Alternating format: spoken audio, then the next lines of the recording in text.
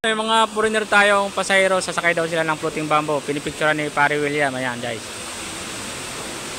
Release the bangka. Ayan. Ayan guys, may tagahila sila doon sa taas. Mabigat hilahin yan guys kasi malakas yung agos ng tubig. Ayan.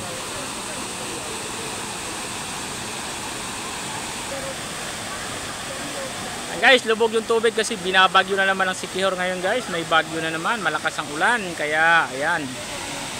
Lubog yung tubig natin dito sa Cambugahay Falls. Ayan guys. Sa sunod na araw guys, malinaw na ito pag hindi umulan mamayang gabi. Ayan. Pero may mga turista pa rin guys na gustong pumasok dito kasi gusto talaga nilang matingnan yung loob ng Cambugahay Falls. Ayan guys. May 4 na level tayo dito guys na falls sa Cambugahay. Ayan. Ayun guys, nahiga, natulog na yung mga guests doon guys, oh, sa balsa. Ayan. Pa-picture sila, pa-video. Ayan. Iba-ibang position lang guys sa balsa. Ayan. Thank you so much guys for watching.